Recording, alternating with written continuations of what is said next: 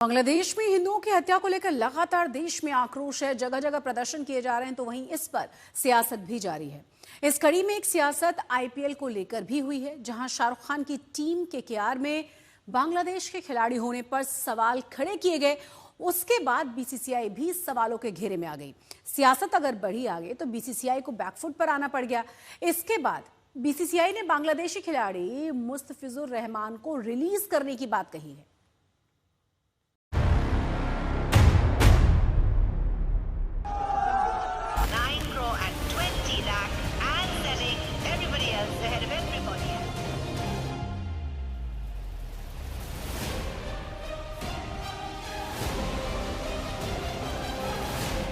बांग्लादेशी खिलाड़ी मुस्तफिजुर रहमान पर चला बीसीसीआई का हथौड़ा।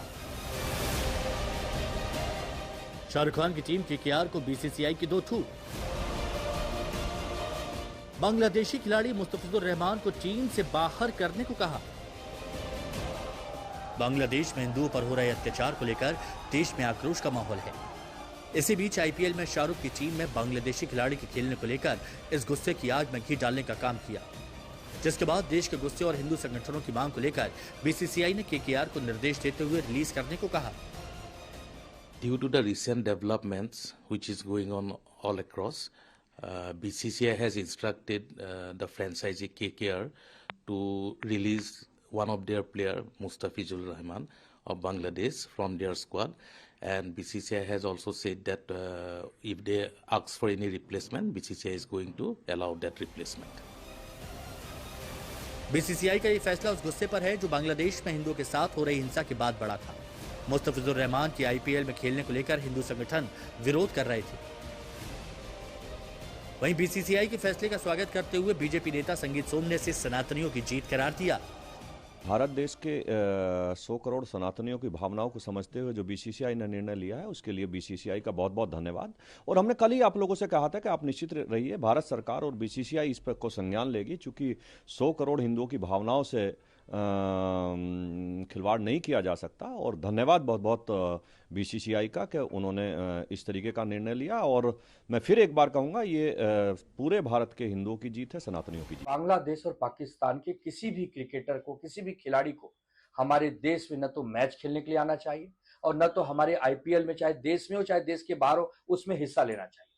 हम सब पहले दिन से विरोध कर रहे हैं कि जब तक बांग्लादेश और पाकिस्तान घुटने पर बैठकर क्षमा याचना हमारे देश से नहीं करता है, उसके टीम को पूरा बहिष्कार होना चाहिए। और बीसीसीआई ने हमारी भावना को समझा। उन्होंने केकेआर को एक आदेश दिया है कि उस रहमान प्लेयर को आप ड्रॉप कीजिए। तो हम ये समझ रहे हैं कि देश अब जाग गया है। पहले तो जो बांग्लादेशी की पूर्व प्रधानमंत्री दिल्ली में है, भारतीय जनता पार्टी उस पर विचार करे कि एक तरफ कहते हैं कि बांग्लादेशियों को रुकने नहीं देना है और उनकी पूर्व प्रधानमंत्री को जो है दिल्ली में रखा हुआ है। ये सिर्फ चुनाव में लोगों को मुद्दों से बहकाने के लिए ये सारे मुद्दे भारतीय जनता पार्टी लाती है। जहां एक तरफ मुस्तफिजुर रहमान को आईपीएल से हटाने के फैसले का स्वागत हो रहा है, वहीं दूसरी तरफ बांग्लादेश में हिंदुओं पर हो रहे अत्याचार पर शाहरुख खान की चुप्पी को लेकर सवाल उठ रहे हैं। वो शाहरुख खान समझ नहीं पाए थे ना। अब शाहरुख खान की समझ में आ गया है कि भारत में रह के सनातनियों से पंगा लेना या सनातनियों के विरुद्ध चलना वो अच्छा नहीं रहेगा। और उन्हें ये समझ आ गया है कि देश के सैकड़ों करोड़ जो सनातनी हैं, उन्हें शाहरुख खान बनाया। मैंने केकेआर को भी कहा था, मिस्टर केकेआर को, कि भाई तुम्हारे पास एक ऑप्शन है, तुम्हारे पास एक ऑप्शन है। इस ऑप्शन में वो बिना कुछ किए छोटा सा प्रयास करके वो दिख सकते थे कि वो सनातनियों के साथ हैं, बहुसंख्यकों के साथ में, पर उन्होंने अपने हाथ से याद अवसर गंवा दिया।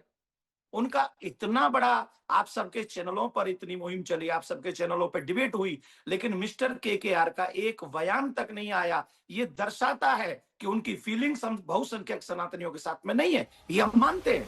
बहुत अच्छा कहा विशेष, बहुत अच्छा कहा। और शाहरुख खान कब देश का हित ऐसी रहा है।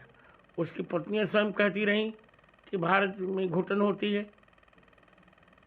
ऐसे व्यक्ति की मेरी मुझसे चर्चा नहीं करनी चाहिए, न उसका कोई व्यक्तित्व है न अस्तित्व। इसमें शाहरुख खान की कोई गलती नहीं है। जब बीसीसीआई की तरफ से उसको ये अनुमति थी कि वो खरीदे, तो उसने खरीद लिया।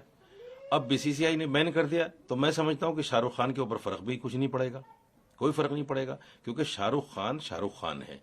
वो उसकी वजह से हिंदुस्तान की फिल्मों को जो तमाम दुनिया में देखा जाता है, वो एक बड़ा चेहरा है आज के वक्त में। पहले भी लोग थे, आज के वक्त में बड़ा चेहरा है।